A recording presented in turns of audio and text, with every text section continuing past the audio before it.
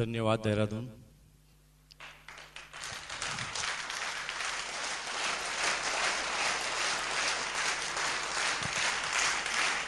Thank you. नमस्कार। देखिए, अक्सर जब हम नमस्कार बोलते हैं तो बहुत सारे आदमी संकोच करते हैं नमस्कार करने में, लेकिन मेरा तो पूरा बिजनेस ही नमस्कार करने से बढ़ा। मैं तो चलते रास्ते ही किसी को बोल देता हूं नमस्कार। मुझे अभी तक किसी ने भी नहीं बोला कि नमस्कार नहीं, वो भी कहता है नमस्कार। और इस नमस्कार की कहानियां लिखी गई है। और मैं आपको बता दूं कि हिंदुस्तान की गवर्नमेंट ने हर उस चीज पर टैक्स, जो सर्विस में हम लेते हैं, चाहे वो किसी हो या कोई वस्तु हो, उन हर चीज पर टैक्स लगाया।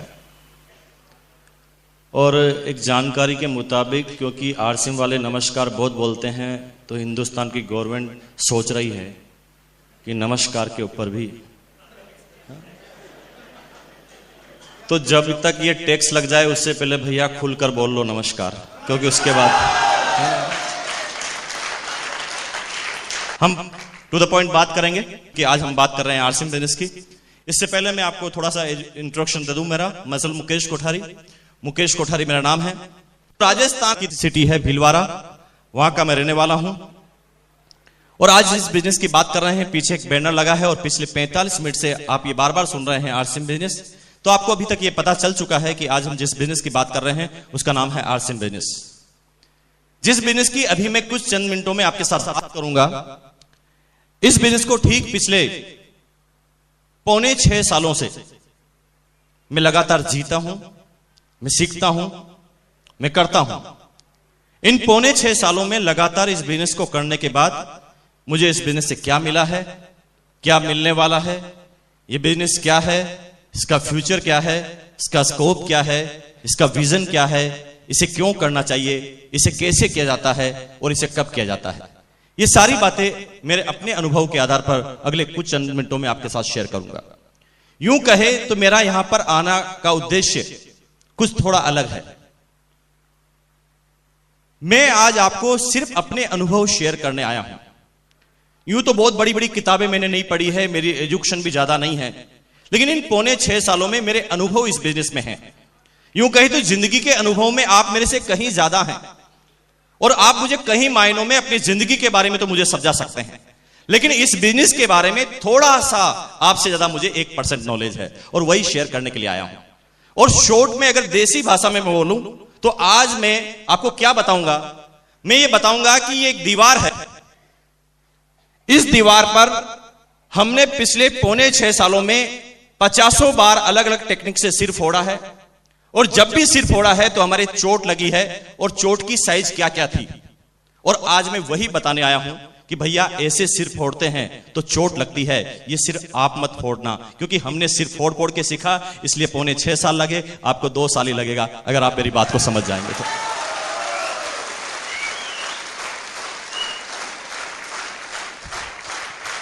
धन्यवाद। इस बिजनेस को ठीक 5.25 साल से मैं जीता हूं। छोटे से बैकग्राउंड के बारे में बात करूं तो इस बिजनेस को करने से पहले भीलवाड़ा के अंदर एक पेंट पीस का कपड़ा बनाने वाली, एक शूटिंग बनाने वाली प्राइवेट कंपनी में मेरी सर्विस हुआ करती थी। लगभग 19.5 साल की एज में अपनी सर्विस का कैरियर मैंने चालू किया था। इतनी कम एज में सर्विस करने की जरूरत इसलिए पड़ी क्योंकि मेरे फादर डिफेंस सर्विसेज में थे। फिटनेस उनका साथ नहीं देती थी, जिसका नतीजा था कि उन्हें उस समय कंपल्सरी रिटायरमेंट लेना पड़ा। जब मेरे फादर का कंपल्सरी रिटायरमेंट हुआ, उस समय मेरे फादर की जो पेंशन की अमाउंट आया करती थी वो मात्र 800 रुपए की हुआ करती थी, और उस समय मेरी एज हुआ करती थी 9 साल की, और हमारा 6 भाई बहनों का परिवार था, सबसे छोटा मैं। यहां पर सारे आप एजुकेटेड, बुद्धिजीवी, समझदार आदमी बैठे हैं। आपको ये ज्यादा समझाने की जरूरत नहीं है कि 800 रुपए में 6 भाई बहनों का कैसे गुजारा चलता होगा। आप डिफाइन कीजिए, आप सोचिए। लेकिन हमारे माँ बाप ने हमें कभी कोई कमी महसूस नहीं होने दी। हमारी एजुकेशन, हम बच्चों की एजुकेशन उस समय कंप्लीट करवाई जिस समय उनके पास ढंग से अपने बच्चों को खाना खिलाने के भी पैसे नहीं थे।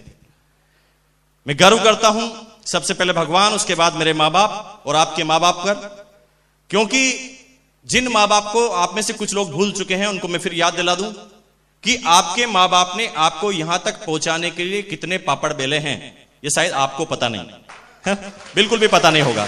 आप थोड़ा एहसास कीजिए तो आपको पता चलेगा कि जो त्याग, जो बलिदान आपके मां बाप दे सकते हैं, दुनिया की अब तक कोई भी हस्ती इस तरह के त्याग और बलिदान नहीं दे सकी है और नहीं ऐसा कोई उदाहरण पैदा हुआ है।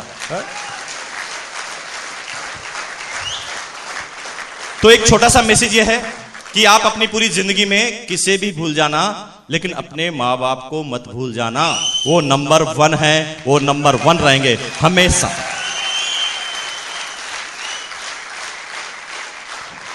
इस बिजनेस पर इस बात का कोई ज्यादा फर्क नहीं पड़ेगा, लेकिन आपकी जिंदगी पे बहुत बड़ा फर्क पड़ेगा, है ना, अगर आप अपने मां बाप को नहीं भूले तो। ठीक है जी, धन्यवाद।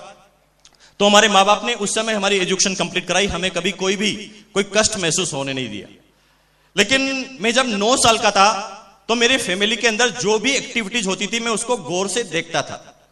हालांकि उस समय मैं समझता नहीं था, लेकिन जब मैं आज उन चीजों को याद करता हूं तो मेरा दिल पूरा भर आता है। मुझे वो दौर अच्छी तरह याद है कि मेरे बड़े भाई और बड़ी सिस्टर कॉलेज में पढ़ा करते थे जब मैं 9 साल का था। तो एग्जाम जब होता था तो एग्जाम के दिनों में उन्हें चाय पीने की इच्छा होती थी रात को पढ़ाई के दौरान। तो कभी घर में चाय नहीं मिला करती थी, चाय की पत्ती नहीं मिला करती थी, और कभी घर में दूध नहीं मिला करता था। मुझे वो दौर भी अच्छी तरह याद है जब हमारी 2 बड़ी सिस्टर की शादी हुई। मैं छोटा था, फादर के पास शादी करने के लिए जमा पूंजी नहीं थी। इसका नतीजा क्या था कि हमारा एक पुश्तैनी मकान था, उस मकान को सेल आउट करना पड़ा फादर को। उस मकान के पैसे जो आए उससे हमारी 2 सिस्टर की शादी हुई। लेकिन जब 2 सिस्टर की शादी हुई तो हमारा आधा मकान सेल आउट हो चुका था। अब हमारे पास एक रूम और एक किचन बचा था। रूम के अंदर हम सारे भाई बहन सोया करते थे चारों, और किचन के अंदर हमारे मां बाप। 95% जो हमारे रिश्तेदार जो थे वो सारे के सारे समझदार थे, 95%।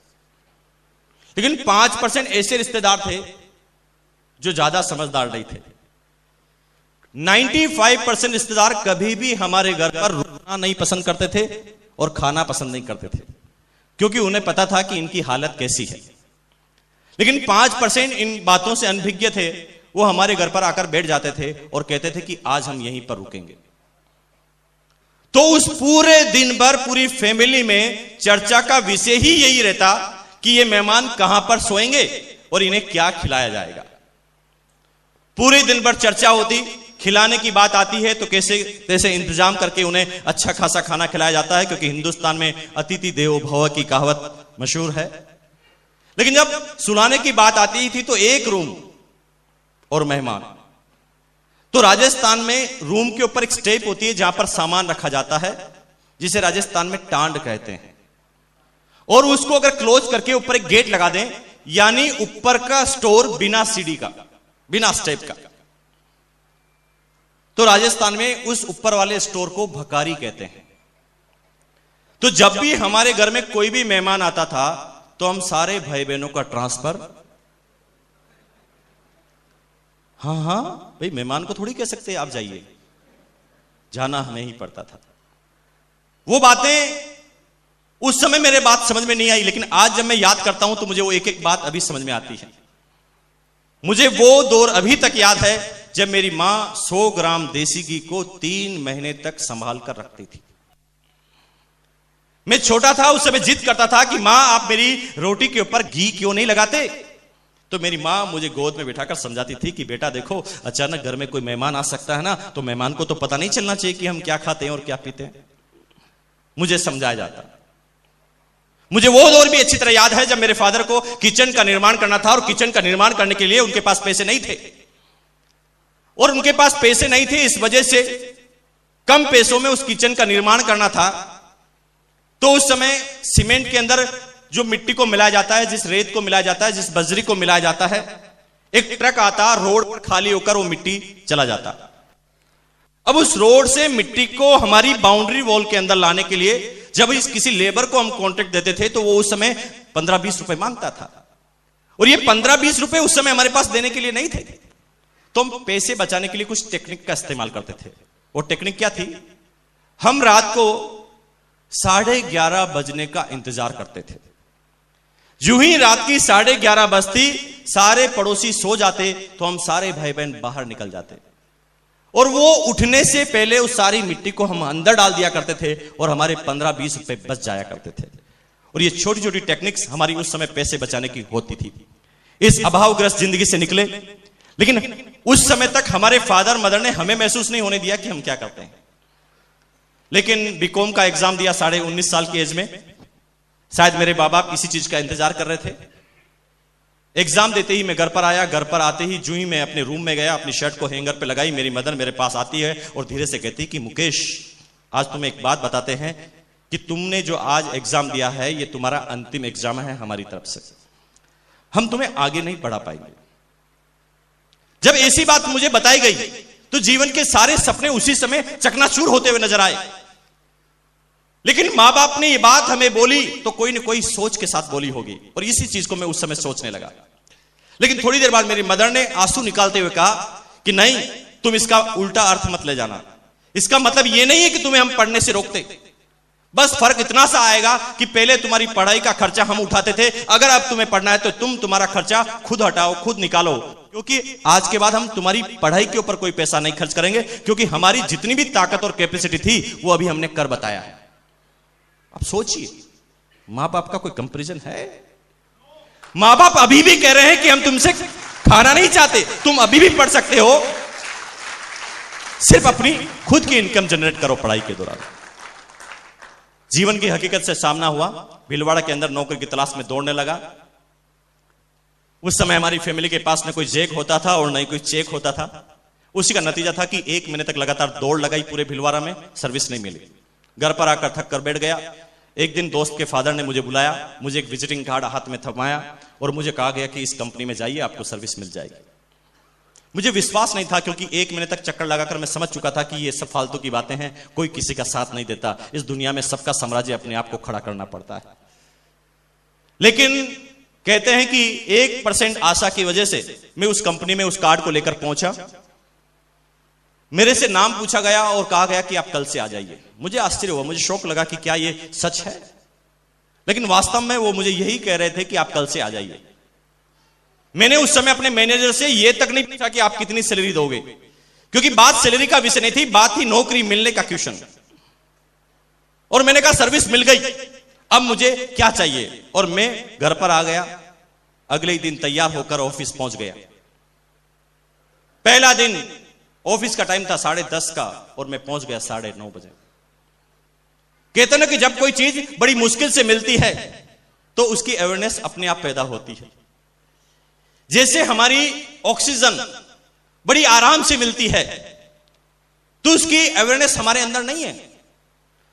अगर आपको बता दूं कि 1, 1.5, 2 मिनट भी अगर आपकी ऑक्सीजन को रोक लिया जाए तो शायद आप इस संसार में जीवित नहीं रहेंगे। जिस चीज की इतनी बड़ी वैल्यू कि जिसके बिना जीवित नहीं रहा जा सकता, लेकिन उसकी हमारे जीवन में कोई वैल्यू नहीं। जहां जाते हैं वहां, अरे दोस्त, उसकी वैल्यू समझनी है तो उस व्यक्ति से पूछना जिसका अभी ऑपरेशन हुआ है, आईसीयू में उसे रखा गया है, ऑक्सीजन का मास्क उसके ऊपर लगाया गया है, वो होश में है। उसके कान में धीरे से बोलना, भैया 2 मिनट के लिए हटा दूं। तब उसकी वैल्यू का उसे पता चलता है। तो दोस्त, आपका जीवन इस दुनिया में लेना कितना बड़ा वैल्यूबल काम है, इसको आप महसूस करें। आपका ये शरीर जो है, इसकी वैल्यू को समझें। अगर मेडिकल साइंस में आपकी शरीर की वैल्यू को निकाला जाए तो करोड़ों रुपए की है, हम नहीं समझे अभी तक। मेरे दोस्त का एक हाथ फ्रैक्चर हुआ, पूरा हाथ निकल गया बाहर। एक टेक्नोलॉजी के तहत उसे अमेरिका में वापस लगाया जा सकता था। मेरे दोस्त के फादर पैसे वाले थे, उन्होंने फटाफट वीजा हुए और इमरजेंसी वीजा के साथ उन्हें अमेरिका शिफ्ट किया गया और वो हाथ का ट्रीटमेंट हुआ। लगभग 20 से 25 लाख रुपए खर्च हुए, हाथ सही हो गया। उस दिन मुझे वास्तव में अपने हाथ की कीमत का वैल्यू पता चली। मैंने कहा, भैया मेरा हाथ 20 लाख का एक, मेरे माँ बाप इस हाथ में 20 लाख रुपए उनके पास अगर हो तो वो खर्च कर सकते हैं। तो एक हाथ 20 लाख का, तो दूसरा कितने का हुआ? तो 40 लाख के तो हाथ, तो 40 लाख की टांगे भी होगी। हाथ और पैरों को मिलाया जाए तो लगभग 1.5 करोड़ रुपए के तो हाथ पैर आपके। जो इंडियन साइंस में उसकी रेट है। फिर आपकी हड्डियां, आपकी खून, आपके गुर्दा, आपके दिल और आपकी सारी धमनियों का सारा रेट निकाला जाए मेडिकल साइंस के अनुसार, तो आपका आज न्यूनतम स्तर वाले व्यक्ति का भी पूरा शरीर 5 करोड़ में बिकने के लिए तैयार है। कोई भी बिकवा लीजिए, आज कोई भी चले जाइए, 5 करोड़ में उसका शरीर बिकने के लिए तैयार है। ये तो ह्यूमन राइट्स की तरफ से नियम बने हुए कि आदमी को जिंदा को मार नहीं सकते, बाकी उसके एक एक पार्ट्स की वैल्यू निकाले जाए तो 5 करोड़ मिनिमम। लेकिन थोड़ी देर के लिए सोचें, इस 5 करोड़ के शरीर को कितने रुपए में गिरवे रखा है? ए भैया 5,000 दे देना, करवा ले, कुछ भी करवा ले, 10,000 देना, कुछ भी करवा ले, क्योंकि हमें हमारी वैल्यू के बारे में पता नहीं। मैंने उस समय अपने मैनेजर से यह तक नहीं पूछा कि आप कितनी सैलरी दोगे, चला गया काम पर, लगातार 1 महीने तक काम किया।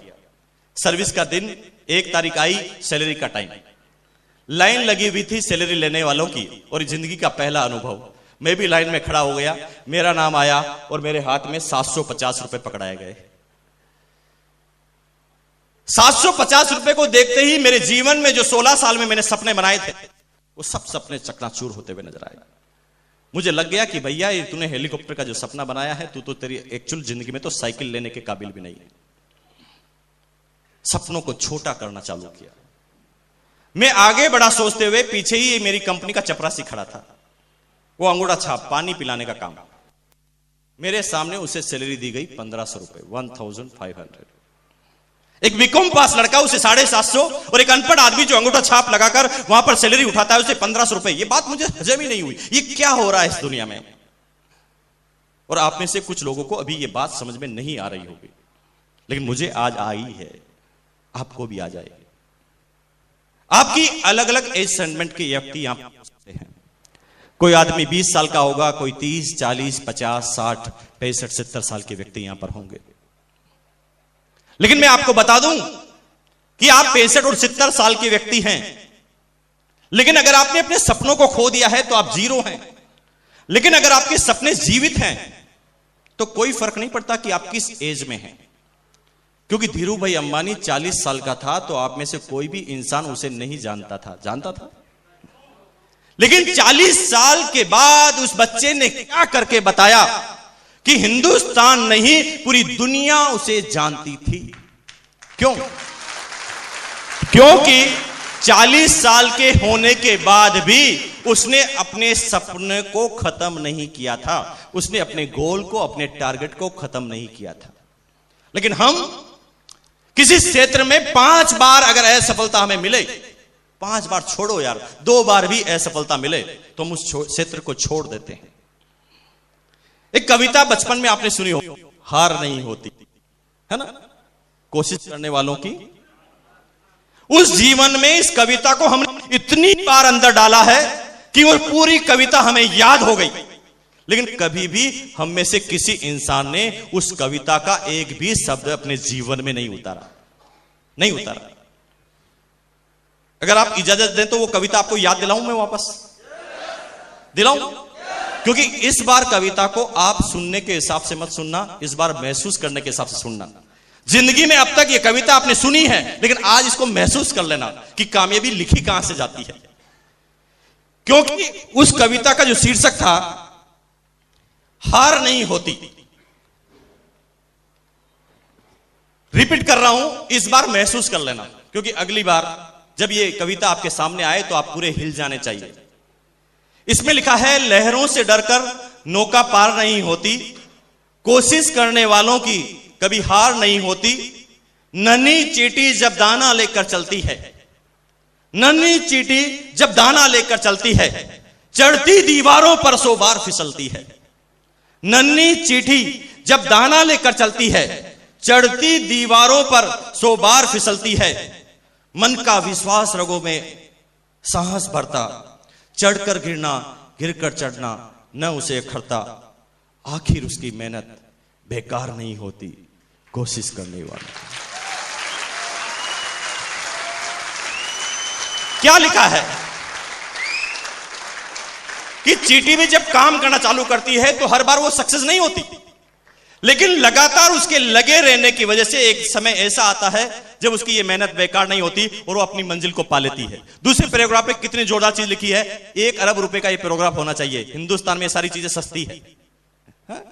इसमें लिखा है, डुबकियां सिंधु में गोताखोर लगाता है। सिंधु यानी समुद्र।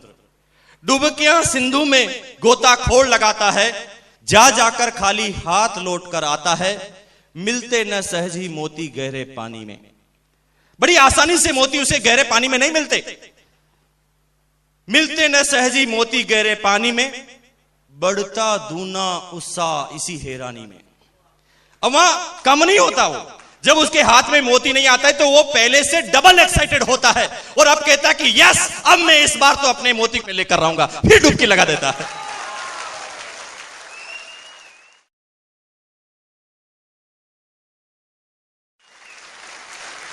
बढ़ता दूना उत्साह इसी हैरानी में, मुट्ठी उसकी खाली हर बार नहीं होती, कोशिश करने वालों की कभी हार नहीं होती। हर बार नहीं होता कि उसकी मुट्ठी खाली हो। उसके उत्साह से जब वो बार बार गोता लगाता है तो एक दिन उसकी मुट्ठी में कुछ होता है। लेकिन अंतिम पैराग्राफ 2 करोड़ का, उसमें लिखा है, असफलता एक चुनौती है, स्वीकार करो। हम 90% आदमी जब असफल होते हैं तो उसे स्वीकार नहीं करते। हम उस असफलता से बचने के लिए यह सारा भार दूसरे के सिर पर मढ़ देते हैं। मैं सफल इसलिए नहीं हुआ क्योंकि कंपनी खराब है। मैं सफल इसलिए नहीं हुआ कि मेरी पत्नी मेरे पर साथ नहीं देती। मैं सफल इसलिए नहीं हुआ कि मेरे डिस्ट्रीब्यूटर सारे दिमागदार नहीं है। मैं इसलिए सफल नहीं हुआ क्योंकि मैं अकेला कमिटेड हूं, मेरी डाउनलाइन कमिटेड नहीं है। हम लोगों के ऊपर ये सारी बातें थोपने चालू करते हैं। लेकिन आज से ऐसा मत करना दोस्त। जब भी असफल हो तो अपने आप को यह बात स्वीकार करना कि कहीं ना कहीं मेरे अंदर कमी रह गई है। क्या लिखा है? यह लिखा है, असफलता एक चुनौती है, स्वीकार करो क्या कमी रह गई, देखो और सुधार करो। जब तक ना हो सफल तुम, नींद चैन की त्यागो तुम, संघर्षों का मैदान छोड़ मत भागो तुम, कुछ किए बगैर जय जयकार नहीं होती, कोशिश करने वालों की कमी। तो ये कविता, इस कविता में वो सारी बातें लिखी गई है जो आदमी को सफल बनाती है। धीरूभाई अंबानी जब उसकी डेथ हुई तो 65,000 करोड़ का साम्राज्य उसने खड़ा कर दिया और 40 साल की एज में आप में से कोई आदमी उसे नहीं जानता था। और यही मैसेज है, जिंदगी में ये 1% भी मायने नहीं रखता कि अभी आप कहां हैं। कोई फर्क नहीं पड़ता अभी आप किस पोजीशन में, इससे 1% भी फर्क नहीं पड़ता यदि आपके सपने जीवित हैं तो। जिंदगी में ये 1% भी मायने नहीं रखता कि अभी आप कहां हैं। मायने तो ये रखता है कि आपको जाना कहां है।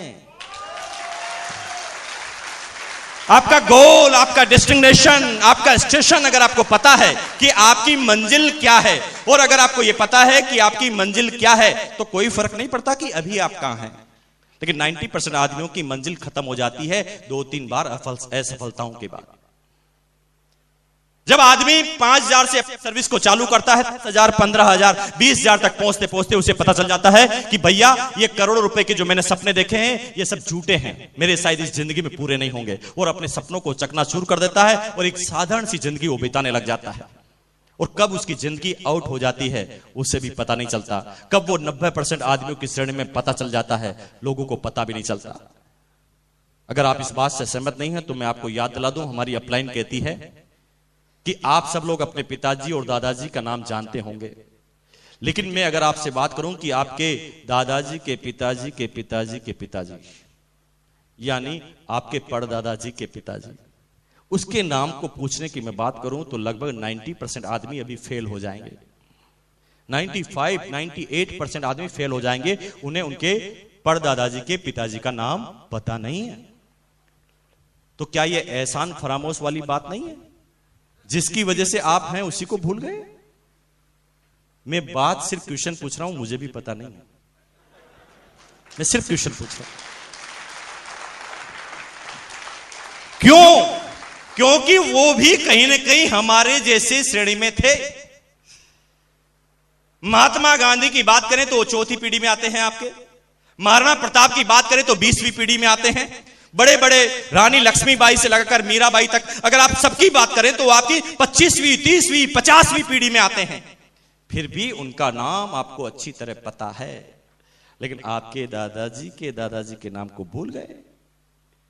जो आपके रिश्ते में कुछ नहीं लगता उसे याद कर लिया, और जो रिश्ते में सब कुछ लगता है उसे भूल गए। सिंपल सी बात है। महात्मा गांधी ने कुछ किया, सरदार वल्लभ भाई पटेल ने कुछ किया, महाराणा प्रताप ने कुछ किया, नाम याद है। हमारे दादाजी ने ऐसा कुछ किया ही नहीं। तो क्या उसी श्रेणी में हम आना चाहते हैं? क्या उसी दौड़ में हम भी अपनी लाइन में लग जाना चाहते हैं? अगर नहीं तो आज से वो जो आपने 16 साल की एज में सपने देखे हैं उसको फिर जीवित करो। 10 सेकंड के अंदर वो आंख बंद करो, सोचो कि आपने 16 साल की एज में क्या देखा था, अपना सपना क्या बनाया था, अपना गोल क्या बनाया था, अपना टारगेट, और फिर खोल दीजिए उस टारगेट को। क्योंकि जब तक आप उस टारगेट को नहीं देखेंगे आपके अंदर शक्ति का संचार नहीं होगा। क्योंकि जिस आदमी का कोई टारगेट ही नहीं होता वो जिंदगी में कहीं पर भी नहीं पहुंचता। एक आदमी का टारगेट यहां से दिल्ली जाने का है, वो बस स्टैंड पर जाता है, दिल्ली की टिकट लेता है, दिल्ली की बस में बैठ जाता है, दिल्ली पहुंच जाता है। लेकिन एक आदमी हमारी तरह जहां पर जाता है, डिपो पर जाकर वहां पर बुकिंग पर जाकर कहता है ये भाई साहब लो 100 का नोट और दे दो एक टिकट। वो पूछे कहां की? कहीं की भी दे दो भैया। तो क्या ये हमारी जिंदगी ऐसी नहीं है कि हम कह रहे हैं कहीं की भी टिकट दे दो, कहीं पर भी पहुंचा दो? कहां पहुंचा दें? कितने सक्सेस आपको कर दें? किस लेवल को आप पाना चाहते हैं? और जब तक आपका गोल, आपका टारगेट आपके सामने नहीं है, आप एक कदम भी आगे नहीं चल पाएंगे। क्योंकि बिना टारगेट के तो एक कदम को आप नहीं रख सकते, लेकिन पूरी जिंदगी को बिना टारगेट के बना रखा है। जिन लोगों ने फ्रंट लाइन में बैठने का टारगेट बनाया वो वक्त से पहले आ गए। जिन लोगों ने पीछे बैठने का टारगेट बनाया वो फिक्स टाइम पर आ गए। जिन लोगों ने खड़े रहने का टारगेट बनाया वो 1 घंटा लेट आए। जिसने जैसा टारगेट बनाया उसी टारगेट के अनुसार वो यहां पहुंच गए।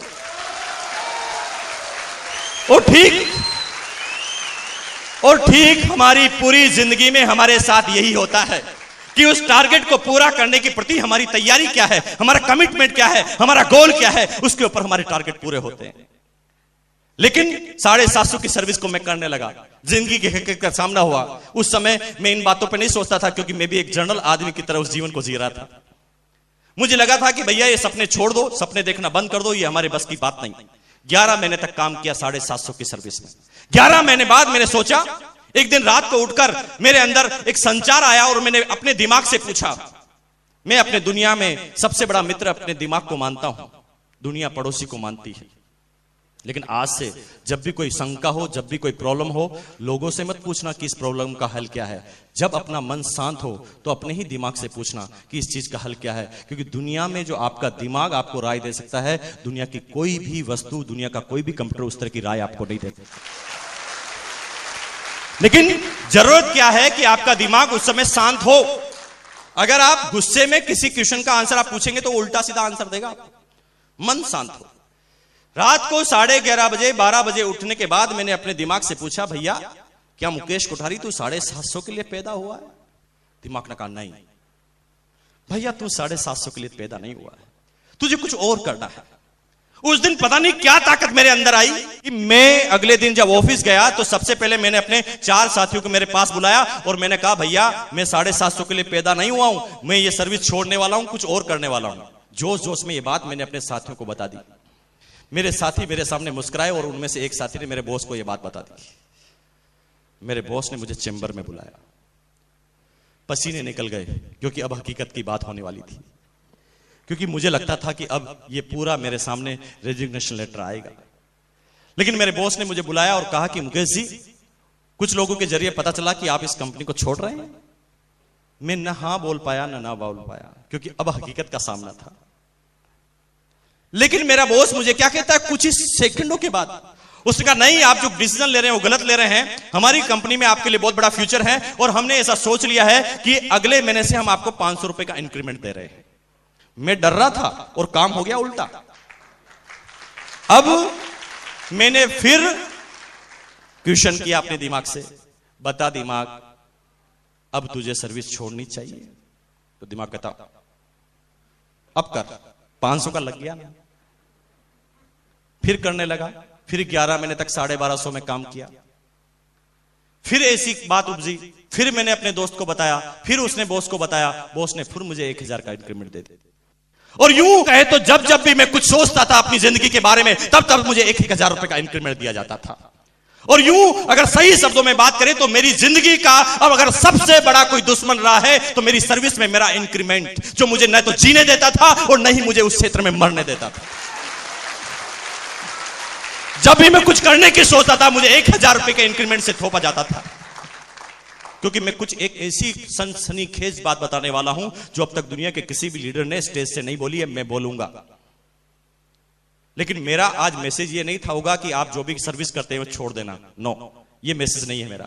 मेरे मैसेज को समझना, सर्विस हमेशा वो इंसान करता है जिसका अपना खुद का कोई टारगेट नहीं होता, इसलिए वो अपने बॉस के टारगेट के लिए काम करता है। क्योंकि उसका बॉस का बहुत बड़ा टारगेट होता है, तो अपने पूरे जीवन हम अपने बॉस के टारगेट को पूरा करने में लगाते हैं। जब भी हमारे बॉस को यह पता चलता है कि ये मेरे टारगेट को पूरा करने के लिए सबसे महत्वपूर्ण इंसान है, तो जब भी आप छोड़ते हैं कि मैं छोड़ूंगा, तो आपको 1000 रुपए के इंक्रीमेंट से नवाजा जाता है। तो नियम क्या है, फॉर्मूला क्या है? फॉर्मूला यह है कि अगर आपको 10,000 रुपए सैलरी मिलती है तो सीधा सीधा आप 1 लाख के आदमी हैं।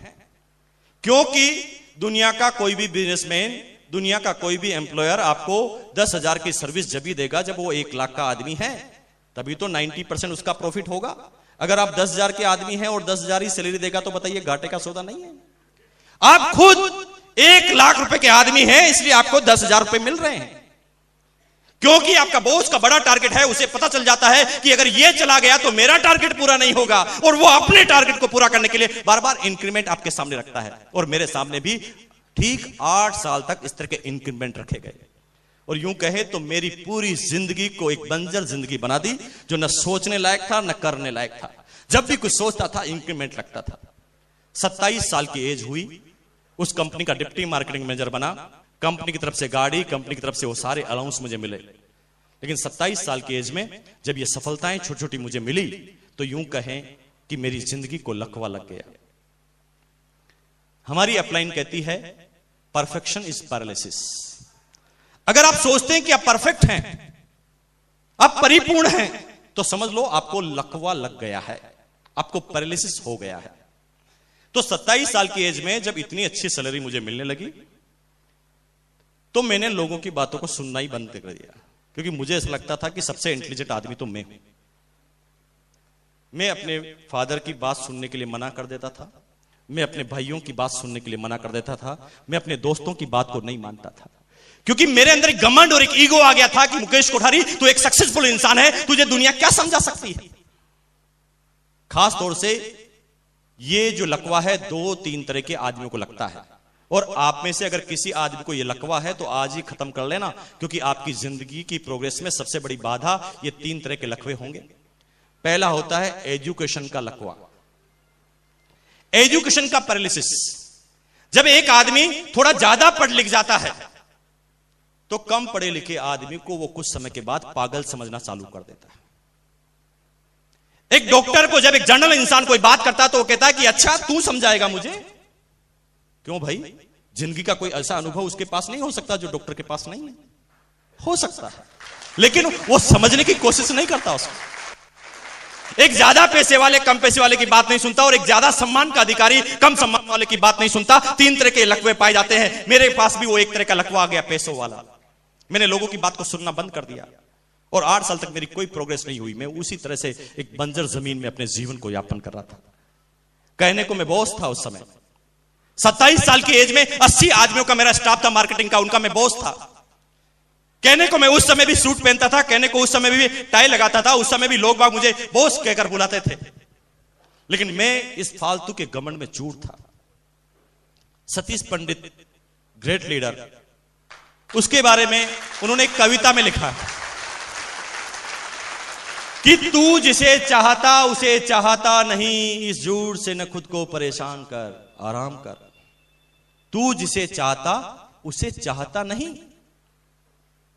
यानी आप जो हैं अभी सिर्फ आप बाहर से बता रहे हैं कि मैं संतुष्ट हूं, मैं आराम में हूं, मैं बहुत बढ़िया हूं, मैं करोड़पति हूं। आप सिर्फ बाहर से शो कर रहे हैं, लेकिन अंदर से हम खोखले हैं, यह हम खुद जानते हैं। हमें पता है कि जो हमारे सपने हमने देखे हैं, जो हम काम कर रहे हैं, उससे पूरा होने वाला नहीं। मिस्टर गेटे ने लिखा है कि एक सर्विस क्लास आदमी जिंदगी भर करोड़पति नहीं बन सकता और नहीं बनता, क्योंकि वो अपनी जिंदगी का 50% पैसा तो करोड़पति दिखने में खर्च करता है। वो सिर्फ दिखाना चाहता है कि मैं करोड़पति हूं, इसलिए वो कभी करोड़पति बनता ही नहीं। वो सिर्फ दिखावे की जिंदगी को जीना चाहता है। और मैं भी उस समय दिखावे की जिंदगी, कहने को बॉस, लेकिन यूं कहे ना तो हालत क्या थी इस बॉस की मैं बता दूं। एक सर्विस क्लास आदमी की जिंदगी की हालत क्या होती है? एक महीने में 4 सप्ताह। पहले सप्ताह जब सैलरी मिलती है तो एक सर्विस क्लास आदमी किंग होता है, एक राजा होता है। जब वो 1 से 7 तारीख तक उसके पास पैसा होता है तो ये 1 से 7 तारीख उसकी निकलती है खुशी खुशी। वो किंग ऑफ द वर्ल्ड, पैसा उसकी जेब में, वो लगता है कि दुनिया का सबसे ताकतवर इंसान है। लेकिन जब दूसरा सप्ताह आता है 7 से 14, तो खुशी खुशी राजी खुशी में तब्दील हो जाता है, क्योंकि आधा पैसा खत्म हो चुका होता है। अब ज्यादा न दुख रहता है न खुशी रहती है। लेकिन जब एक सर्विस क्लास आदमी की जिंदगी में तीसरा सप्ताह आता है, 3rd वीक, तो खुशी खुशी राजी खुशी के बाद कसाकसी में तब्दील हो जाती है, क्योंकि तीसरे सप्ताह 80% गवर्नमेंट कर्मचारी अपनी जिंदगी को कसाकसी में जीते हैं और फिर वो 1 तारीख आने का इंतजार करते हैं। हर खर्चे को वापस 1 तारीख पे डालना चालू करते हैं। पत्नी बोलती है कि बच्चों की फीस भरनी है, तो पति बोलता है 1 तारीख को भरेंगे ना। कोई भी खर्चा वापस 1 तारीख के ऊपर। और जब तक वो 1 तारीख आती तब तक 50% की बैलेंस शीट वापस बन जाती है। लेकिन चौथा सप्ताह एक सर्विस क्लास आदमी की जिंदगी में आता है तो कसाकसी फाका कसी में तब्दील हो जाती है। उस समय 80% गवर्नमेंट कर्मचारी, प्राइवेट कर्मचारी अपनी जिंदगी को एडजस्ट करते हैं, अपने कुलिक से 100 की नोट उधार मांगते हैं। 100 देगा, 1 तारीख को दूंगा। फिर वो वापस 1 तारीख की तरफ आना चालू करता है। ये मैं सबकी बात नहीं, 80% की बात कर रहा हूं। जो लोग अपने आप को मैनेज करते हैं वो कैसे कैसे जिंदगी को जी लेते हैं, काट लेते हैं। लेकिन 80% आदमियों का हिंदुस्तान में हाल है। 10,000 सैलरी मिलती है, पोस्टमार्टम करके बता दूं मैं आपको, 80% गवर्नमेंट कर्मचारियों ने कोई ना कोई लोन ले रखा है। हिंदुस्तान के आंकड़े 80% लोन ले रखा है। 10,000 की सैलरी 5,000 लोन में कट जाते हैं। कितना बचा? अब 5,000 में क्या क्या खर्चे मैं बताता हूं आपको। इलेक्ट्रिसिटी का बिल, टेलीफोन वो रखता है तभी तो करोड़पति दिखेगा। टेलीफोन, एक मोबाइल की चिप जिसको 100 रुपए देकर चार्ज करवाता रहता है, वो खर्चा। बच्चों की फीस, बच्चों की किताबें, इंडियन कल्चर और छोटा मोटे जो संस्कृति हमारी होती है उस पर जो खर्चा होता है। उसके बाद बचता है खाली डब्बा। और एक गवर्नमेंट कर्मचारी पूरी जिंदगी भर एक लोन पे जो मकान बनाता है उसको देखते देखते पूरी जिंदगी को आउट कर देता है। और जिंदगी के अंतिम समय तक तो केवल एनओसी के सर्टिफिकेट आते हैं कि लोन चुक गया, जिंदगी का कोई सपना पूरा नहीं होता। ये 80% आदमियों की कहानी सुना रहा हूं मैं आपको, कोई हंसी मजाक की बात नहीं कर रहा हूं। मैंने लोगों की बातों को सुनना बंद कर दिया। अंदर से खोखला इंसान, अंदर से तो पता था कि पत्नी को कभी 5 स्टार होटल में खाना खिलाने लायक ये लड़का नहीं था। 3 स्टार होटल में खाना नहीं खिला सकता था। जब किसी होटल में खाना खाने जाता था तो मेनू कार्ड को गौर से देखता था बाईं तरफ, क्योंकि बाईं तरफ रेटें आती थी। जब मेनू कार्ड को ऊपर से लगाकर नीचे तक देखा जाता था, नीचे की तरफ जब रेटें बढ़ती थी तो दिल की धड़कनें बढ़ जाती थी। पत्नी की तरफ देखकर बोलता था, भगवान से प्रार्थना करता था कि भगवान इस पत्नी की उंगली नीचे तक नहीं जानी चाहिए, क्योंकि नीचे काजू करी आती है जो 370 रुपए की प्लेट है। ये देने की ताकत मेरे पास नहीं थी उस समय।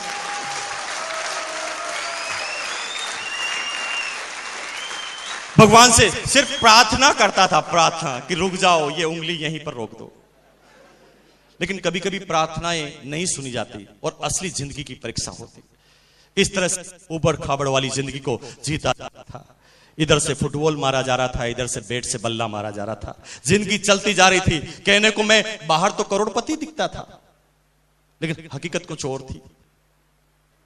जब पत्नी कहती थी कि साड़ी दिलाकर लाओ, या किसी होटल में खाना खाएंगे, या आज घूमने जाएंगे, या पिकनिक मना के जाएंगे, तो माँ बाप भी खुश, बच्चे खुश, पत्नी खुश, क्योंकि बोस की पत्नी है, बोस के माँ बाप हैं। सारे लोग सीना तान कर चलते थे, लेकिन एक अकेला इंसान में होता था जो सब लोग सीना तान कर उम्र ढीला ढीला पीछे चलता था।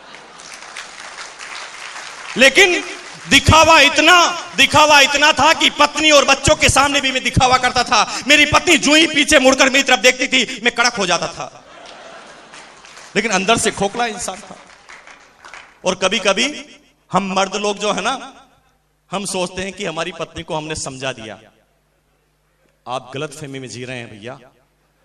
आपकी पत्नी आपसे समझी नहीं है, वो ये समझ गई है कि बेचारा है, कुछ नहीं कर सकता। कभी गलत फहमी में मत रहना कि आपने अपनी पत्नी को कन्विंस कर दिया है। वो जानती है कि अब इस जिंदगी में इस आदमी के सामने मैंने पल्लू बांधा है, पूरी जिंदगी निकालनी पड़ेगी, यही एडजस्टमेंट करना पड़ेगा, क्योंकि मुझे इस 10,000 की सैलरी में इससे ज्यादा कुछ नहीं मिल सकता। जब आप बच्चा कहता है ना कि क्रिकेट का बैट लेकर आओ, तो आप सोचें कि 90% चांस में झूठ बोल देते हैं अपने पिताजी कि बच्चे दुकान बंद हो गई थी। अरे खाक दुकान बंद हो गई थी, थोड़ा झांक कर देखो कि क्या बंद हो गया था आपका। और ठीक ये जिंदगी मेरी चलती थी, दिखाने की जिंदगी, अंदर से कुछ और, बाहर से कुछ और। बात सुनता नहीं था, लेकिन शुक्रगुजार हैं भगवान का, माँ बाप का, उसके बाद हमारी अपलाइन मिस्टर प्रहलाद राय का। आप सब लोग जोरदार ताली इसलिए बजाएं क्योंकि वो आप सब लोगों की भी अपलाइन है। क्योंकि एक जनरल, एक साधारण सा शख्स जो उस मेरी कंपनी में मेरा इमीडिएट बॉस था, शायद भगवान मेरे लिए ही ये प्लानिंग लेकर आए थे। मैं दुनिया में किसी की बात सुनता नहीं था, सिर्फ डरता था अपने बॉस से। मेरे बॉस ने मुझे संडे के दिन, अगस्त 2000 के दिन मुझे बुलाया घर पर कि आ जाओ, मेरे घर पर एक बिजनेस मीटिंग है, तुम्हें शामिल होना है। मैंने डिटेल में पूछी तो उन्होंने कहा कि बिना पूंजी का व्यापार है। मैंने कहा दिमाग खराब करता है, 10-20 हजार रुपए जो थोड़े बहुत बचत पड़े हैं वो भी लुटवाएगा, बिजनेस करवाएगा। 50 तरह की बातें दिमाग में आई, लेकिन मना करना ताकत नहीं थी। पहुंच गया। यहां पर भी मुझे पता है बहुत सारे आदमी आना नहीं चाहते थे, पहुंच गए। कुछ लोगों को जो जबरदस्ती किडनैप करके लाया गया,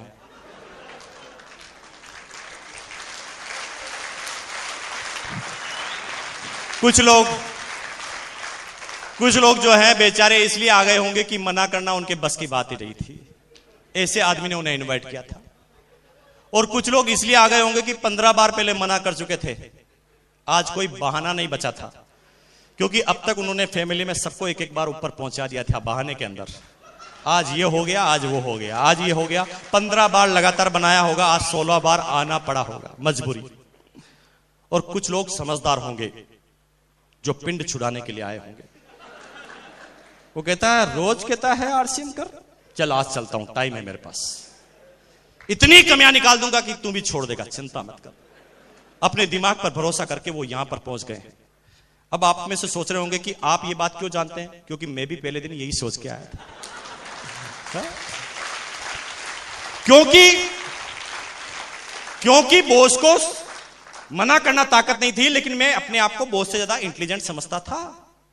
90% कर्मचारियों की प्रॉब्लम है, अपने बॉस से ज्यादा इंटेलिजेंट अपने आप को मानते हैं। उन्हें सबको पता है कि बॉस तो किस्मत के कारण आगे है, बाकी समझदार मैं हूं। सबको ऐसी गलतफहमी होती है। मुझे भी मेरा बॉस पागल लगता था। मैंने कहा ये किस्मत से आगे पहुंच गया, बाकी इसकी जगह मुझे होना चाहिए। लेकिन जब उसके सामने जाता था तो जबान भी पूरी नहीं खुलती थी। आधी बात में यस और नो होता था, दूसरा कोई वर्ड नहीं बोला जाता था। कितनी भयानक जिंदगी होती है एक कर्मचारी जिनके ऊपर बॉस होता है। और अगर ये बॉस से छुटकारा चाहते हो ना, तो मेरी बात को आज मान लेना। मुझे पता है, मेरे जयपुर में एक दोस्त आरजीएस अफसर है ना, वो संडे के दिन में गया घर पर, उसके घर पर जाकर बैठा,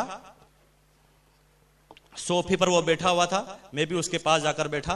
बात करते करते ही अचानक फोन आया। फोन की आवाज सुनते ही चौंक गया। पहले आराम से बैठा था, सीधा हो गया और कहता है yes sir, yes sir, yes sir, yes sir, yes sir, yes sir, yes sir, yes sir. खड़ा हो गया।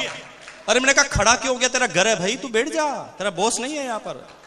यस सर बिना खड़े हो ही कर सकता है, लेकिन गुलामी का एक जोरदार जंजीर जो जकड़ी हुई है, उसे पता भी नहीं चलता कि वो घर पे है कि बाहर है, क्योंकि बॉस का फोन आते ही दिमाग खराब हो जाता है। अब थोड़ी देर yes sir, yes sir, yes sir करता है और थोड़ी देर बाद फोन को रखने के बाद मुझे क्या कहता है? पागल है साला। मैंने कहा भैया अगर तेरा बॉस इतना ही पागल है तो मुंह पे बोल के बता, असली पागलपन फिर बताएगा वो तेरा, है ना? और इसी गलतफहमी में हम कहीं जीते हैं। और मेरे साथ भी यही था। पहुंच गया पहले दिन, बैठ गया पीछे जाकर। एक आदमी आते ही कहता बजाओ ताली। मैंने कहा क्यों बजाऊं? नए आदमी को बड़ी प्रॉब्लम होती है, वो ताली मैं क्यों बजाऊं ताली? वो अपनी पूरी एनर्जी इस चीज पे लगाते हैं कि ताली नहीं बजाऊंगा। 50 बार बजाने की इच्छा होती तो भी वो कस लेता अपने आप को, नहीं बजाऊंगा। पूरी एनर्जी इस चीज पे लगा रहा है कि ताली नहीं बजाऊंगा। इतनी एनर्जी अगर बजाने में लगा दे तो सक्सेस हो जाए।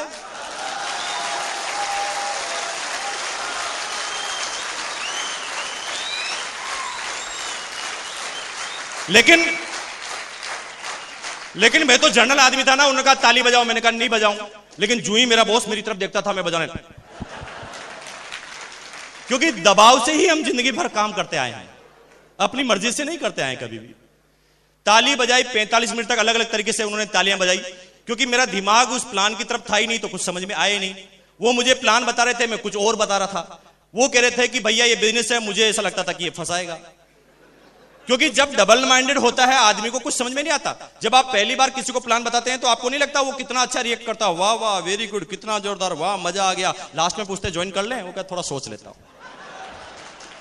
क्यों ऐसा क्यों होता है? ऐसा इसलिए होता है क्योंकि उस समय वो डबल माइंडेड होता है। एक तरफ तो वो प्लान देख रहा होता है जिसे उसे बाहरी एक्सप्रेशन बताना होता है, और दूसरी तरफ वो अंदर कुछ सोच रहा होता है। ठीक है, बाहर तो कह रहा होता है वाह वाह मजा आ गया, वेरी गुड, क्या प्लान है, वाह जी क्या बिजनेस बनाया, और अंदर अंदर क्या सोचता है? फंसाएगा, 1500 लेके जाएगा, इससे कैसे पीछा छुड़ाऊं। और वो दो वर्ड में जब अंदर ही अंदर जब कंट्रोवर्सी होती है तो उसे कुछ समझ में नहीं आता। तो मैसेज क्या है कि जब पहली बार आप प्लान बताते हो ना तो समझ में किसी को कुछ नहीं आता, तो चिंता मत करो। लास्ट में एक वर्ड समझ में आता है कि 1500 रुपए में 3 जोड़ी कपड़े मिलेंगे। ये बात ही इतनी पॉजिटिव है कि वो कपड़े तो ले लेता है, तब उसको पकड़ो, अब बताओ प्लान। क्योंकि अब वो ऐसा नहीं सोचेगा कि फंसा देगा, फंस तो गया है। अब छोड़िए मत, 90% आदमी किसी को ज्वाइन कराते ही छोड़ देते हैं, और यही उनकी जिंदगी की भूल होती है। और होता क्या है, वो 500 आदमी को ज्वाइन करा लेता है, फिर भी बिजनेस वो 15% 20% अटका हुआ, क्योंकि वो किसी को डुप्लीकेट तो कर ही नहीं रहा है। जब कोई आदमी ज्वाइन करता है तो ज्वाइन करने के बाद होता है पहला प्लान। अब उसे बिठाओ, अब उसके दिमाग में 2 बातें नहीं चल रही होगी, इसलिए पूरा प्लान समझ में आएगा। और फिर अब इस चीज पर आप ध्यान नहीं दें कि वो कितने आदमी लाता है, आप सिर्फ उसे कहें कि मैं रोज 6 बजे प्लान बताता हूं, तेरी 10 दिन ड्यूटी है कि मेरे प्लान को देखेगा। पहले दिन प्लान बताओ वो देखेगा, दूसरे दिन बताओ देखेगा, तीसरे दिन बताओ देखेगा, चौथे दिन बताओ देखेगा, 5वें दिन, 6ठे दिन, 7वें दिन, 8वें दिन, 9वें दिन, 10वें दिन जब आप प्लान बताएंगे तो 11वें दिन जब आप उसके घर पे जाएंगे तो वो किसी को प्लान बता रहा होगा। क्योंकि 10 दिन तक लगातार प्लान दिखाने की वजह से वो डुप्लीकेट हो चुका होगा। एक ही जैसा प्लान दिखाने की वजह से वो प्लान उसको कंटस्ट हो गया होगा, और अब आपकी एक शोरूम खुल चुका है। कुछ लोग कहते थे कि भाई साहब मुकेश जी आप तो ये पहले जुड़ गए थे इसलिए आगे बढ़ गए। हालांकि मैं बता दूं कि मेरी फैमिली में जितने भी आदमी वो सब टेक्नोलॉजी अचीवर हैं, और इंडिविजुअल में सब लोग अपने अपने दम से काम करते हैं। मैं सिर्फ अपने अनुभव शेयर करता हूं। Mrs technology achiever, brother technical achiever, sister, mother, मेरी फैमिली के जितने भी मेंबर वो सारे टेक्निकल अचीवर। लेकिन एक आदमी ने मुझे चैलेंज किया। मेरी कोई मंशा नहीं थी कि मैं अब पैसों के लिए काम करूं, क्योंकि मैं अभी आगे बात करूंगा तो आपको कुछ आश्चर्यजनक वर्ड लगेंगे। लेकिन जब मेरे को उन्होंने कहा नहीं भैया अब करके बताओ तो माने, तो मैंने 6 महीने पहले एक लेख चालू की, 6 महीने पहले, और मैंने अपने आप का टेस्ट किया क्या मैं अपने टेस्ट में सफल होता हूं कि नहीं होता हूं? तो मैं बता दूं कि 6 महीने पहले एक लेख चालू की थी। उस लेख को चालू करने के बाद आज जब ये 7वां महीना है तो 7वें महीने में 29 लाख का बिजनेस है उस लेख में, 29 लाख रुपए का। क्यों? और ऐसा आप भी कर सकते हैं। छोटी सी टेक्निक को समझ जाइए। आदमियों को बनाने पे ध्यान मत दीजिए, कितने आदमियों को आप अपने जैसा बना सकते हैं, इसके आधार पर ही आपका बिजनेस बढ़ेगा। आपने कितने आदमियों को डिस्ट्रीब्यूटर बना दिया है, उसके आधार पर बिजनेस कभी नहीं बढ़ेगा। मैंने जो शुरू के पहले मैंने 15 आदमी को ज्वाइन कराया, उनसे एक कमिटमेंट, एक शपथ दिलवाई थी कि भैया 15 महीने तक तुम एक भी आदमी को ज्वाइन नहीं कराओगे, लेकिन वादा करो कि 15 दिन तक रोज मेरे घर पर एक दिन सुबह और शाम लगातार आएंगे। 15 दिन तक वो लगातार आए। 15 दिन तक मेरा कोई काम दूसरा नहीं था, मैं सिर्फ उन्हें आते थे और प्लान बताता था। 15 दिन तक लगातार प्लान बताने की वजह से वो 15 ही आदमी डुप्लीकेट हुए और उसका नतीजा था कि उन 15 ही आदमियों ने अपने अपने एरिया में जाकर बिजनेस किया। वो 15 में से 9 आदमी आज रॉयल्टी अचीवर हैं। तो जिस एक आदमी को आपने ज्वाइन कराया है, वो करोड़ों रुपए का साम्राज्य आपके लिए खड़ा कर सकता है। बस ढंग से उसे डुप्लीकेट करना सिखा दें, क्योंकि जैसी एजुकेशन उसकी शुरू की रहेगी वो आगे वैसा ही काम करेगा। अगर आपने उसको ज्वाइन करा के छोड़ दिया तो वो भी 4 को ज्वाइन करा के छोड़ देगा। और ऐसे करते करते आपका क्षेत्र तो बहुत बढ़ जाएगा, लेकिन बिजनेस ज्यादा नहीं बढ़ेगा। तो आप इस चीज पर ध्यान दें कि आपके नीचे कितने आदमी आपके नीचे है, न कि कितने आदमियों को आपने डिस्ट्रीब्यूटर बनाया है।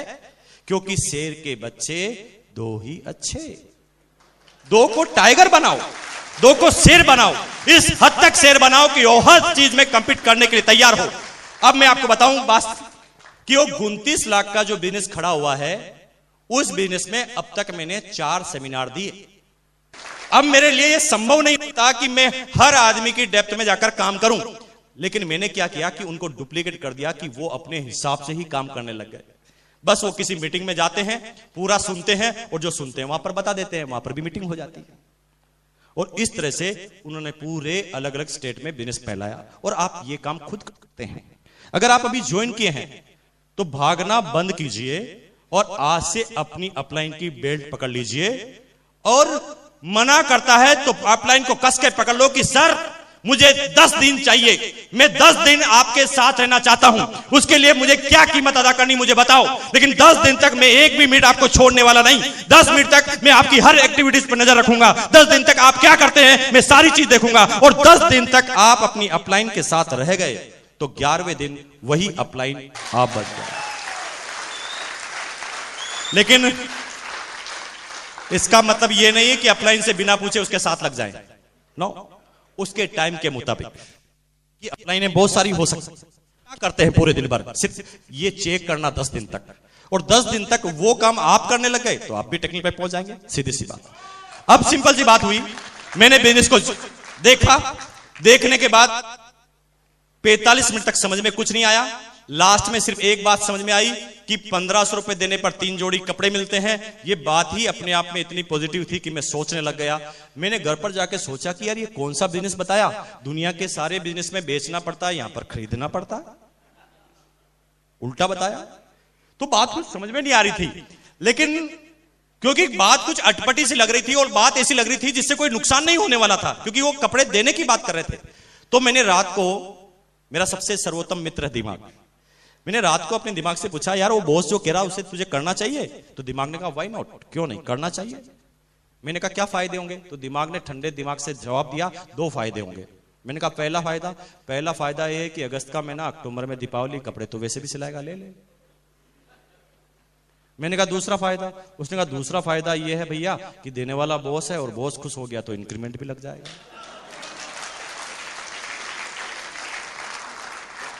कुछ समझ में नहीं आया, बस ये 2 बातें समझ में आई, ज्वाइन कर लिया।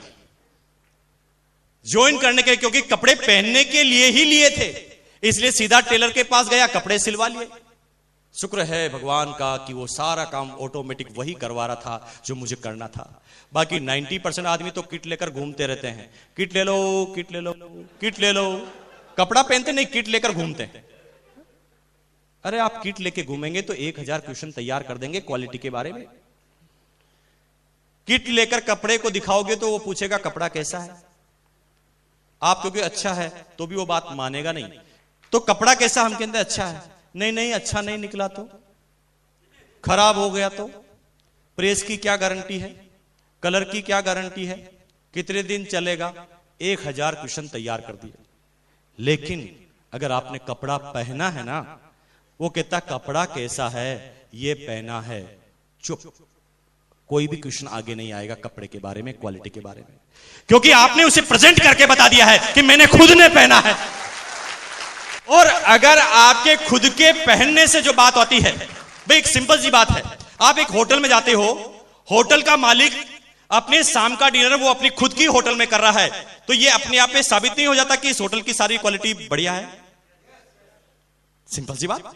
अब आप अपने खुद के प्रोडक्ट खुद पहनेंगे तो ये ऑटोमेटिक क्वेश्चन खत्म हो जाता है कि क्वालिटी कैसी है। ये साबित करता है इस चीज को कि आपकी क्वालिटी अच्छी है, तभी आपने पहना।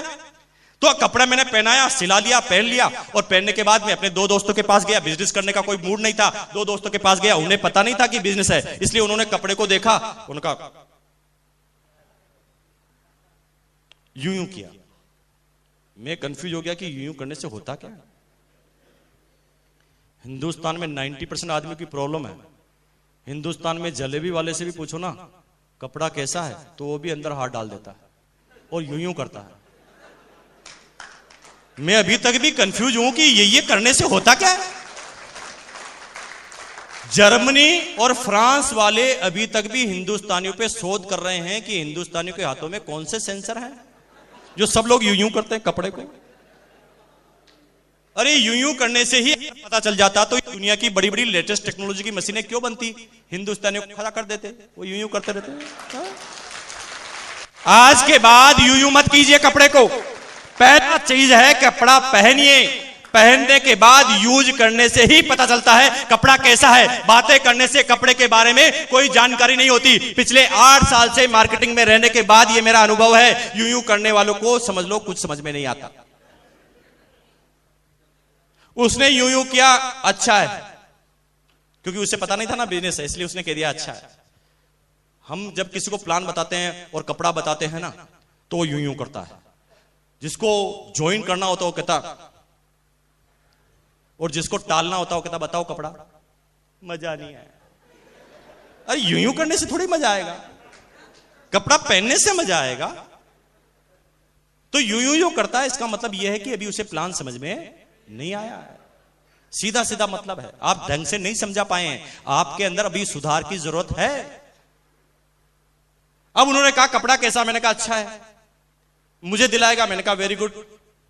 दोनों को बिठाया, बॉस के पास पहुंच गया। मैंने कहा जैसा देखो मेरे को कपड़ा दिया इनको भी दो। चेयर पर उनको बिठाया, टेबल पर पेपर लिया और प्लान दिखाना चालू कर दिया। जब उन्होंने प्लान दिखाया तो मैं सीरियस हो गया। मैंने कहा यार ऐसी क्या बात है इस प्लान में कि इतने इंटेलिजेंट आदमी प्लान देख रहे हैं। 90% आदमी इस बिजनेस में इसलिए सीरियस होते हैं कि सामने वाला सीरियस हो जाता है। वो इसलिए सीरियस नहीं होते कि बिजनेस कितना अच्छा है। दुनिया इस बिजनेस को इसलिए करती है कि कितने आदमी कर रहे हैं, क्योंकि सबको ये शंका लगी रहती है कि पागल में अकेला तो नहीं। हाँ? इसलिए तो दुनिया किसी मीटिंग को अच्छा मानती, पता कि जब बहुत ज्यादा आदमी आते हैं, क्या बताया गया है उसको वैल्यू नहीं देते। कितने बड़े बहुत अच्छी मीटिंग रही, चाहे बोला कुछ भी नहीं हो वहां पर, क्योंकि आदमी को देखकर डिसीजन लेते हैं, बिजनेस को देखकर डिसीजन नहीं लेते। एक छोटी सी स्टोरी बताता हूं आपको, वो अपने आप को बिल्कुल हल्का कर देगी। एक बार की बात है, एक डॉग था, इलेक्ट्रिसिटी के खंभे भर के ट्रक में जा रहे थे, और यह बात एक दिन एक कुत्ते को पता चल गई। ट्रक 50 की स्पीड से, कुत्ता भी 50 की स्पीड पे। जब वो किसी गली से निकला तो वहां पर 2 कुत्ते चौराहे पर बात कर रहे थे। उन्होंने अचानक नजर देखी तो उन्होंने कहा यार इतना इंटेलिजेंट आदमी दौड़ रहा है, कोई खास बात होगी, चलो दौड़ते हैं। तो एक के पीछे 2 कुत्ते हो गए, अब 3 हो गए। 3 जब किसी चौराहे से निकले तो कुछ लोग कुत्तों ने देखा यार इतने इंटेलिजेंट कुत्ते जो समाज के सबसे ज्यादा इंटेलिजेंट हैं वो दौड़ रहे हैं, तो कोई खास बात तो जरूर होगी, कोई राज की बात होगी, चलो दौड़ते हैं। तो 3 के पीछे 10 हो गए, 10 के पीछे 20, 20 के पीछे 30, 40, 50, 60, 70, 80, 100, 200, 500, 1000 कुत्ते। पता ही नहीं कि क्यों दौड़ रहे हैं, लेकिन सब दौड़ रहे हैं। पीछे ही पीछे एक इंटेलिजेंट आ गया, उसने कहा बहती गंगा में हाथ तो धो लेते हैं, लेकिन आगे पूछ लेंगे कि क्यों दौड़ रहे हैं।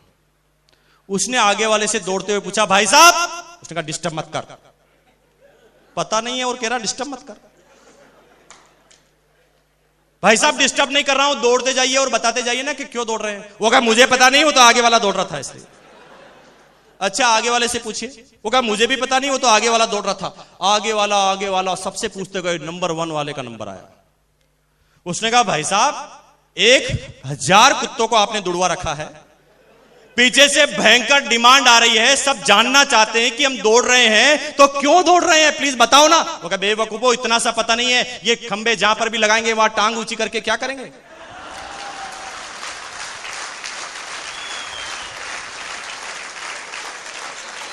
सब दौड़ रहे हैं, बिना मकसद के दौड़ रहे हैं। अब 2 आदमी जब सीरियस हुए तो मैं वहां पर सीरियस हुआ। मुझे लगा यार कोई ना कोई खास बात तो होगी। पहली बार प्लान देखा, और कहते हैं ना कि हिंदुस्तान में जब भी कोई पॉजिटिव काम होता है तो शंका पहले हो जाती है। होता कि नहीं होता आपके यहां पर? पॉजिटिव काम में शंका होती ना घर पे। अगर एग्जाम्पल क्रिएट करना है तो घर पे जाते ही अपनी पत्नी को बोलना आई लव यू, आपके ऊपर शंका हो जाएगी। वो सोचेंगे कि कहां गए थे आज, पूरी इंक्वायरी करो। हाँ? क्योंकि बात चाहे जितनी भी पॉजिटिव हो, जितनी ज्यादा पॉजिटिव होगी उतनी ज्यादा शंकाएं। अब जब वो 2 आदमी सीरियस हुए तो मैं पहली बार प्लान के लिए उनके पास बैठा, और जिंदगी में अब मैं पहली बार प्लान देखने लगा। क्योंकि अब ये मैं नहीं सोच रहा था कि फंसाएगा।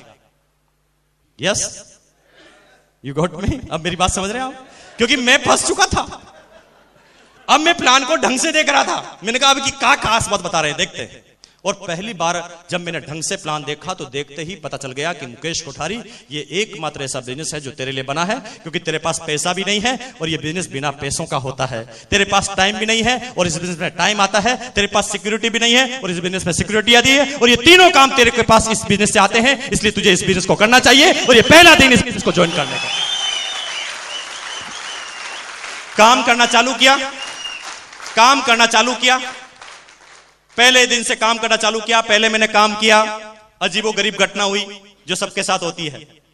पहले मेरे पास 244 रुपए का स्टेटमेंट आया और डाउनलाइन में 512 के 2 चेक आए। कभी कभी आपके यहां पर होता है कि अपलाइन का चेक कम, डाउनलाइन का ज्यादा। कितने आदमियों के साथ हुआ? हाथ खड़ा कीजिए। चिंता मत करो, आप मेरी कैटेगरी के आदमी हैं, आप भी यहां तक आ जाएंगे। समझ में नहीं आई कि ये बिजनेस किस तरह का है। अपलाइन के साथ काउंसलिंग की, अपलाइन ने बात समझाई और 1 साल टिके रहने की सिस्टम के अंदर मुझे राय दी गई कि 1 साल तक लग जाइए, टिक जाइए, सीख जाइए।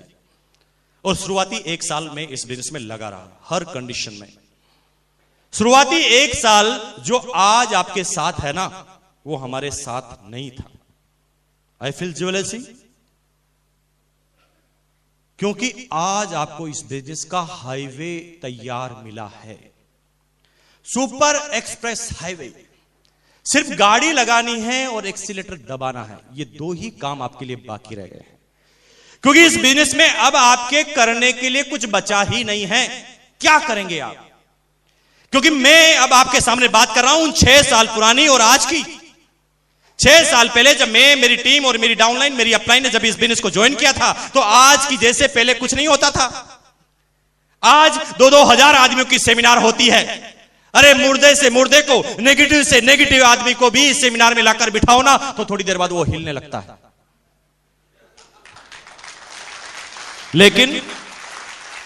लेकिन जब मैंने इस बिजनेस को ज्वाइन किया था उस समय ऐसी कोई सेमिनार नहीं होती थी।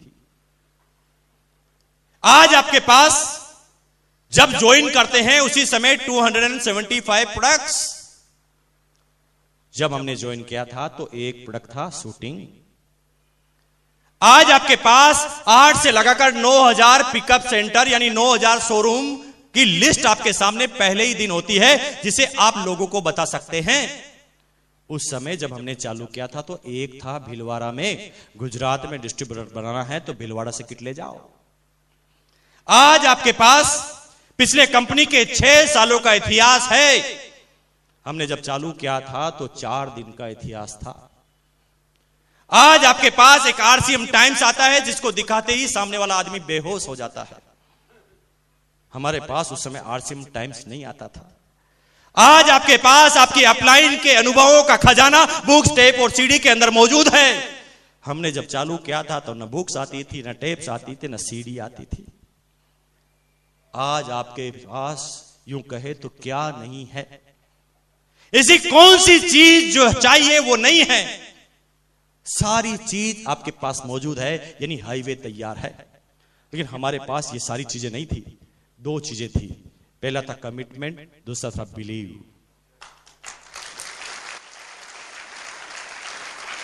कुछ समय तक अपलाइन के साथ लगे रहने से बिलीव पैदा हुआ और धीरे धीरे बिलीव के साथ कमिटमेंट पैदा हुआ।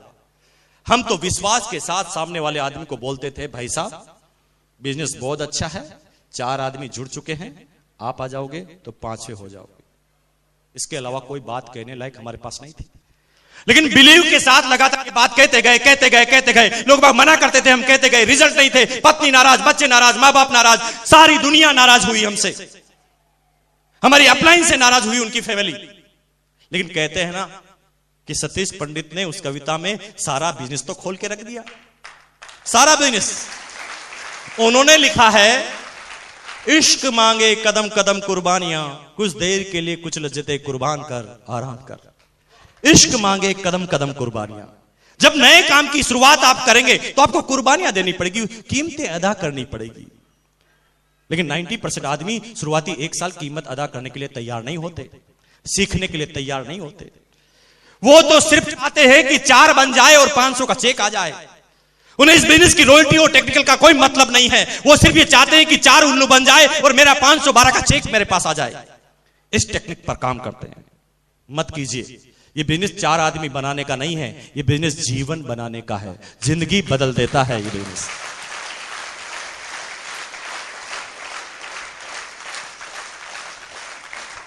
लेकिन शुरुआती 1 साल आपको कीमतें अदा करनी पड़ेगी। आज जो आप 10,000 और 20,000 रुपए पर मंथ कमाते हैं ना, तो मैं आपको बता दूं, आपको याद दिला दूं कि 15 साल तो आपने पढ़ाई की है, एजुकेशन ली है, आपने फीस भरी है, स्कूल में गए हैं, कॉलेज में गए हैं, किताबें खरीदी है, उसके बाद आपने ट्यूशन फीस दी है और सारी कीमतें अदा करने के बाद आज 10,000 और 15,000 के आदमी आप बने हैं। लेकिन वहां पर 15 साल की एजुकेशन आपने ली है, 15 साल आपने कीमतें अदा की है। लेकिन ये ऐसा बिजनेस है जो सिर्फ 1 साल कीमत मांगता है। 1 साल तक रेगुलर मीटिंग में आना, इस क्लासों में आना, सीखना। 1 साल तक लगातार किताबें, टेप्स, बुक्स। 1 साल तक लगातार अपलाइन काउंसलिंग। इन तीनों चीजों को मिलाते हैं तो बनता है सिस्टम। और जब 1 साल के साथ हम सिस्टम में लग जाते हैं तो 1 साल जब हम कीमतें चुकाते हैं, कीमतें कौन सी? कीमतें बहुत सारी। हमारे घर में हम एडजस्टमेंट करते हैं। 100 रुपए हमारे बजट से निकालकर हम सेमिनार और टेप पे खर्च करते हैं, पहली कीमत। दूसरी कीमत, हमारे घर पर साला आता है और हमें मीटिंग में आना पड़ता है, दूसरी कीमत। हमारे रिश्तेदार के घर में शादी है और हमें फंक्शन अटेंड करना पड़ता हो, तीसरी कीमत। 1 साल तक वो कीमतें चुका देते हैं तो 1 साल बाद ये बिजनेस चाइनीज बम्बू की तरफ बढ़ता है। क्योंकि शुरुआती 1 साल कीमतें अदा करने की वजह से धीरे धीरे आप अपने अंदर इतने निपुण होने लगते हैं कि आप खुद अपने आप को बेताज बादशाह बना देते हैं। क्योंकि आपके पास इतना सारा नॉलेज हो जाता है, इतना सारा खजाना होता है कि 1 साल के बाद आपका बिजनेस चाइनीज बम्बू की तरफ बढ़ता है। मिस्टर सतीश पंडित ने चाइनीज बम्बू के बारे में बताया था कि चाइनीज बम्बू को जब जमीन में लगाया जाता है तो शुरू के 30 सप्ताह में वो जमीन से सिर्फ 1.5 फीट की ऊंचाई तक आता है। उसकी प्रोग्रेस जमीन से ऊपर नहीं होती, जमीन से नीचे की तरफ होती है। जिस समय दुनिया के सारे पेड़ ऊपर की तरफ बढ़ते हैं, उस समय वो जमीन के नीचे की तरफ बढ़ता है। उसकी जड़ें मजबूत होती है, उसका फाउंडेशन, उसका आधार मजबूत होता है। जब शुरुआती 1 साल उसकी प्रोग्रेस जमीन के अंदर हो जाती है तो 30 सप्ताह तक 1.5 फीट, लेकिन 30 सप्ताह तक जब वो कीमतें अदा कर लेता है तो अगले 7 सप्ताह 7 वीक के अंदर वो पौधा 1.5 फीट से 80 फीट ऊपर जाता है। साइंटिस्ट, वैज्ञानिक यहां तक बोलते हैं, वैज्ञानिक यहां तक बोलते हैं कि कोई आदमी 30 सप्ताह के बाद उस बंबू के पास जाए और बंबू के बढ़ने की आवाज को सुने तो उस बंबू के बढ़ने की आवाज को सुना जा सकता है। और ठीक चाइनीज बंबू की तरह बिजनेस काम करता है। शुरुआती 1 साल आपकी प्रोग्रेस जमीन से बाहर नहीं होती। शुरुआती 1 साल आपके बड़े रिजल्ट नहीं होते। ये बात आपको नहीं लगती तो मैं अभी आपको पूरी बात बता देता हूं। संजीव जी खड़े हो जाइए। कितना समय हो गया बिजनेस करते हुए आपको? 3 साल। 3 साल 40 महीने हो गए टोटल। अब मैं आपसे क्वेश्चन करता हूं, 40 महीने में आपकी टोटल इनकम कितनी है? 30 लाख। जोरदार ताली बजा दीजिए एक बार। अब मैं आपसे क्वेश्चन करता हूं, 40 महीनों में आपकी इनकम 30 लाख, लेकिन शुरुआती 1 साल की इनकम कितनी थी? शुरुआती 1 साल की इनकम 1 लाख और 2 साल की income 39 lakh. Is it clear? Clear हुआ? और पूछते हैं टेक्निकल चेयर से, खड़े हो जाइए आप। कितना समय हो गया बिजनेस करते हुए? 3 साल हो गए। Total income 15.5 lakh. शुरुआती 1 साल की इनकम 33,000, 37,000, 37। शुरुआती 1 साल की इनकम 37 और अगले 2 साल की इनकम 14.5 लाख लगभग। Is it clear? लेकिन शुरुआती 1 साल इनके रिजल्ट ज्यादा नहीं थे। मैं जानता हूं जितने भी रॉयल्टी एचआर और टेक्निकल एचआर बैठे हैं, 6-8 महीनों में इनके रिजल्ट ज्यादा नहीं थे, लेकिन 1 साल इन्होंने कीमतें अदा की। वो कीमतें अदा की जो इनके समाज में, जो इनके मिलने वाले में, जो इनके दोस्तों में कोई भी अदा करने के लिए तैयार नहीं था। इन्होंने उस समय बिजनेस चालू किया, इनकी बात सुनने के लिए कोई तैयार नहीं था। इनकी बात को सुनते ही इन्हें मना कर दिया जाता था, इन्हें गिराने के लिए छोड़ दिया जाता था। ये गिर जाते थे, लेकिन अपने कमिटमेंट के जरिए वापस खड़े हो जाते थे। इन्हें बार बार गिराया जाता था, वो बार बार खड़े हो जाते थे।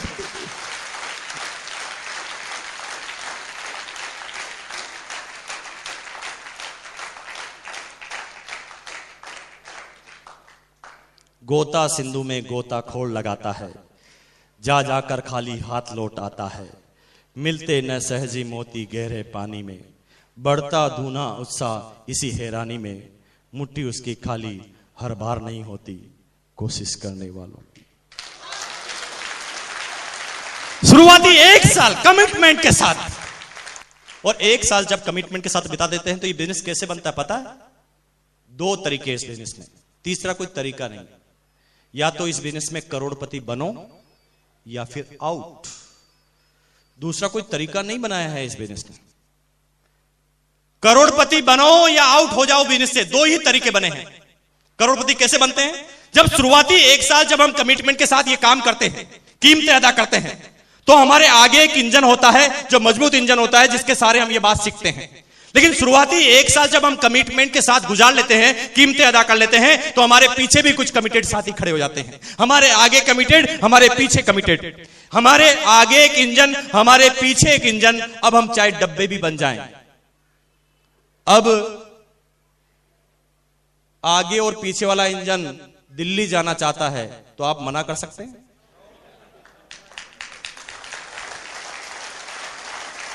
अब आगे वाला इंजन और पीछे वाला इंजन टेक्निकल पर जाना चाहते हैं तो आप कहेंगे नहीं नहीं मैं नहीं जाऊंगा।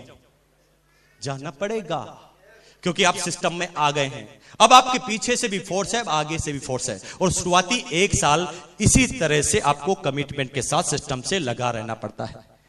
तो अब आप चाहते हैं कि आपके नीचे कमिटेड आदमी तैयार हो? चाहते हैं? चाहते हैं?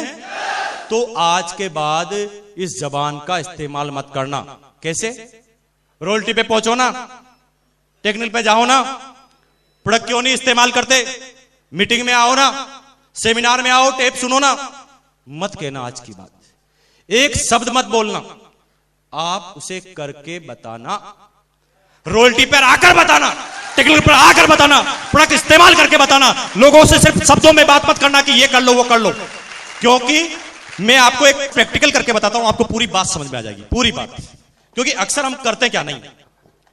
अब आप मुझे बोलेंगे, जैसा आप बोलेंगे मैं वैसा करूंगा। आप मुझे कोट पहनना सिखाइए। लीजिए हाथ में माइक, पास में आ जाइए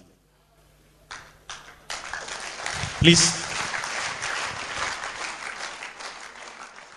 पहले एक हाथ निकाल के इसमें बाह में डालिए। नहीं, कोट की बाह में।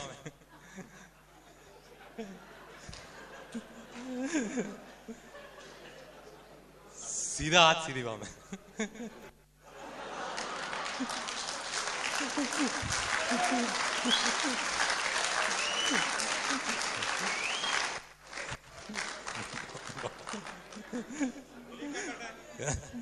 निकाल लीजिए। I got a point.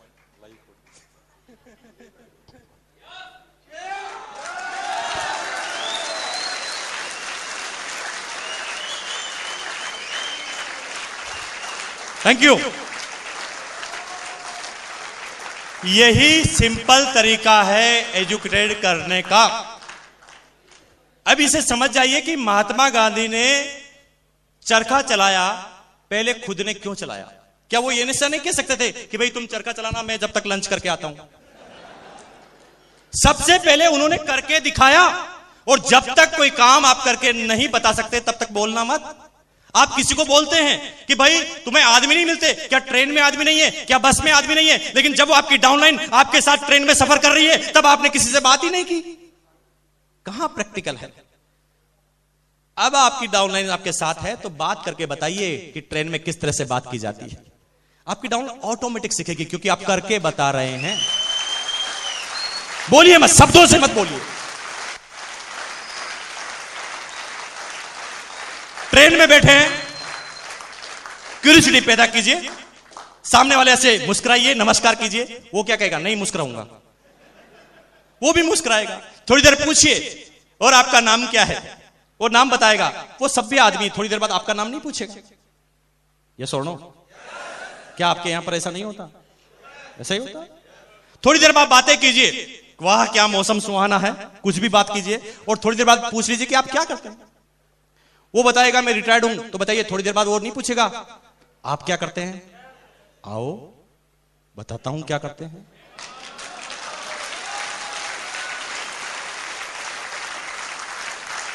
करके बताइए, बातें मत कीजिए। और जब तक आप करके बताएंगे नहीं तब तक आपकी डाउनलाइन डुप्लीकेट बिल्कुल भी नहीं होगी, चाहे आप कितने ही समझदार व्यक्ति क्यों नहीं।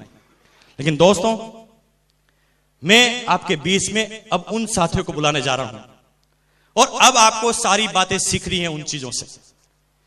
क्योंकि इस बिजनेस को जब मैंने चालू किया तो शुरुआती एक साल की मेरी टोटल इनकम थी 60,000, 60,000 रुपए की।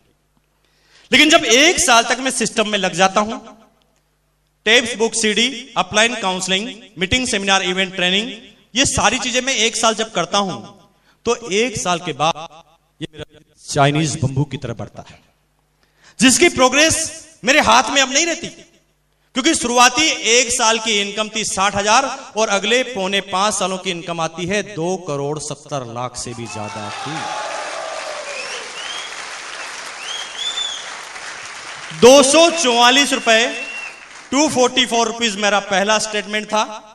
और पिछले महीने की बात की जाए तो 15.5 लाख रुपए की फैमिली की इनकम है। अगर इंडिविजुअल चेक की बात की जाए तो 10,22,000 का मेरा इंडिविजुअल चेक है। पैराबल ऑफ पाइपलाइन की एक छोटी सी स्टोरी, बात आज के 400 साल पुरानी है। 2 बच्चे किसी स्टेट में रहते थे, काम की तलाश में थे। गांव के प्रमुख के पास गए और काम मांगा। गांव के प्रमुख ने उन्हें काम दे दिया। क्या काम था?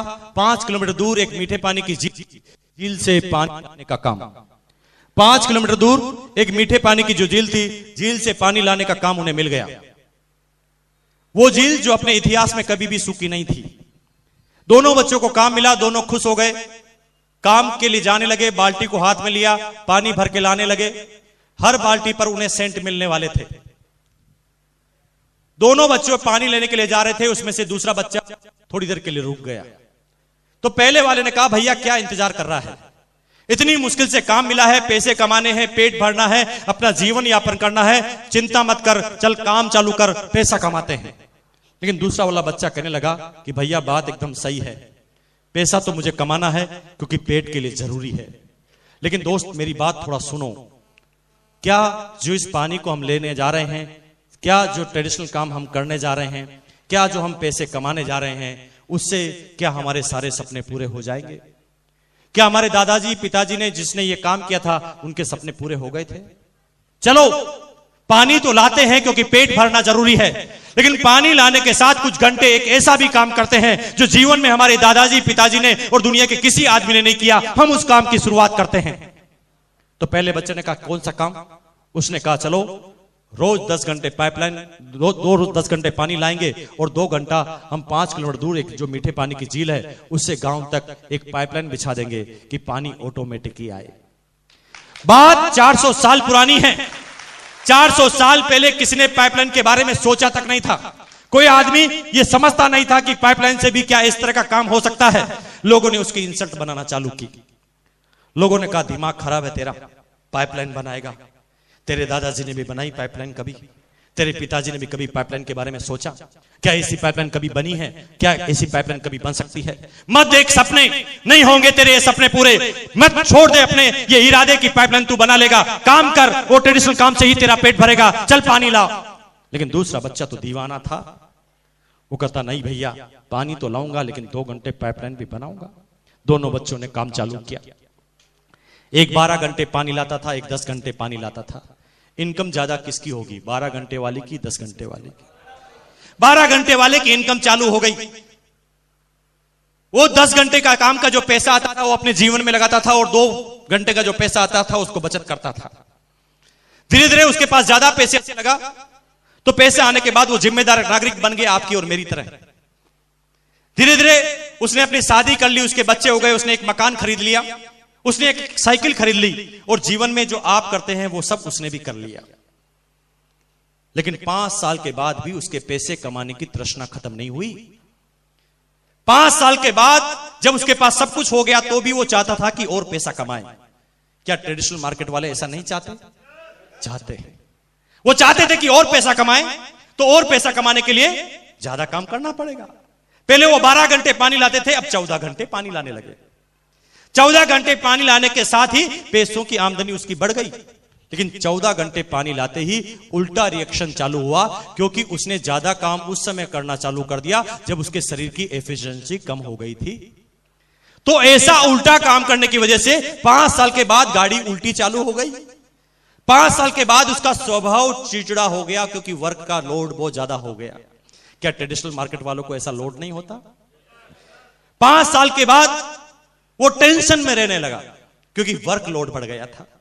5 साल के बाद उसकी कमर अब थोड़ी झुकने लगी थी। 5 साल के बाद अब उसके नजरों का चश्मा लगने लगा। 5 साल के बाद उसके सफेद कलर के बाल आने लगे। 5 साल के बाद वो एकदम मुरझा हुआ आदमी नजर आने लगा। 5 साल के बाद यूं कहे तो कहानी उल्टी जाने लगी, और मेडिकल के बिल भी आने लगे, क्योंकि काम ज्यादा करता था तो दवाई खाना भी जरूरी था। ज्यादा काम की वजह से अब वो उल्टी कहानी चालू कर दिया। लेकिन तब तक जो दूसरा बच्चा था, 5 साल के बाद लगातार 2 घंटे पाइपलाइन खोदने की वजह से उसके पास मकान गाड़ी तो नहीं आई थी, साइकिल तो नहीं आई थी, लेकिन 5 साल के बाद एक आश्चर्य हुआ कि 5 साल के बाद उसकी पाइपलाइन कंप्लीट हो गई। जब पाइपलाइन कंप्लीट हो गई तो गांव में ऑटोमेटिक ही पानी आने लगा, सीधा पानी। कहते हैं ना कि पॉजिटिव बात पर विश्वास नहीं होता, शंका होती। 3 दिन तक गांव वालों को विश्वास नहीं हुआ। उन्होंने कहा कोई भूत आत्मा का खेल है, ऐसा पानी कभी नहीं आ सकता। लेकिन 3 दिन बाद भी जब लगातार पानी आने लगा तो धीरे धीरे गांव वालों को विश्वास हुआ। गांव वालों को विश्वास हुआ कि ये तो पानी का परमानेंट सोर्स है। गांव वालों ने पानी लेकर चेक किया तो उन्होंने कहा कि यस, वास्तव में ये ओरिजिनल पानी ही है। धीरे धीरे गांव वाले उस पहले वाले बच्चे के पास गए और कहा कि भैया अब हम तेरे से कल से पानी नहीं लेंगे, क्योंकि तू तो बड़ा टाइम लगाता है। हम तो सीधा ही कनेक्शन लेंगे, पानी सीधा गांव में आता है। अब दूसरे वाले बच्चे का पानी बिकने लगा, दूसरे वाले बच्चे का पानी बिकने लगा। लेकिन 5 साल उसने काम कर लिया, इसलिए अब उसके पास काम कुछ था ही नहीं। सुबह 8 बजे वो गांव के चौराहे पर आता, अपनी पाइपलाइन को पकड़ के खड़ा हो जाता। लोग बाग आते, पानी भर जाते, सिक्के डालकर चले जाते।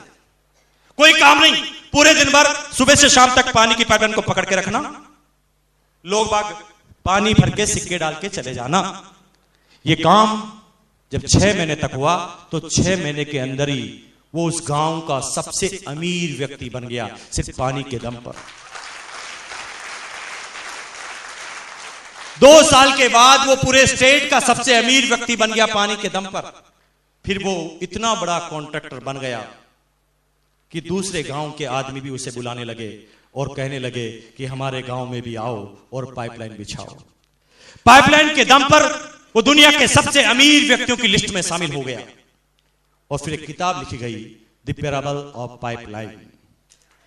मैं आज सब एजुकेटेड सभ्य आदमियों से एक क्वेश्चन करना चाह रहा हूं, क्या हम भी कहीं वो बाल्टी से पानी लाने वाला काम तो नहीं कर रहे हैं?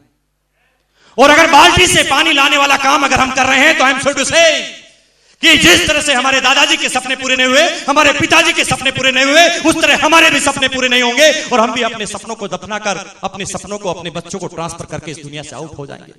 लेकिन आज मैं आपको यहां पर राय देने के लिए नहीं आया हूं कि आप सारे काम छोड़कर पाइपलाइन बनाना चालू कर देना।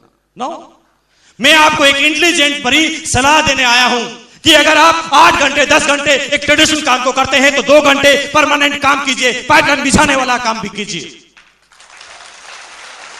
क्योंकि 8 घंटे काम 2 घंटे पाइपलाइन, 8 घंटे काम 2 घंटे पाइपलाइन, 8 घंटे काम 2 घंटे पाइपलाइन, 8 घंटे काम 2 घंटे पाइपलाइन, 8 घंटे काम 2 घंटे पाइपलाइन, 8 घंटे काम 2 घंटे पाइपलाइन, 8 2 8 2 8 2 8 2 8 2 8 2 8 2 8 2 8 2 8 2 8 2 8 2 करते करते एक दिन आपकी पाइपलाइन जिस दिन कंप्लीट होगी ना, तो घंटों के कामों की इनकम को सेकंडों में क्रॉस करेगी।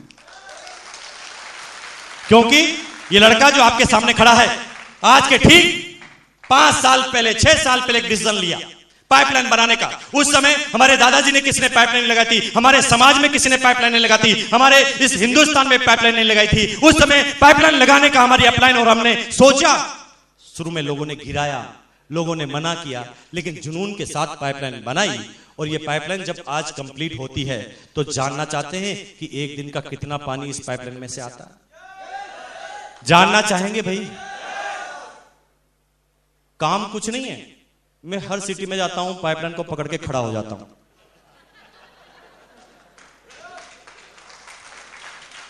₹50,000 पर डे का पानी आता है।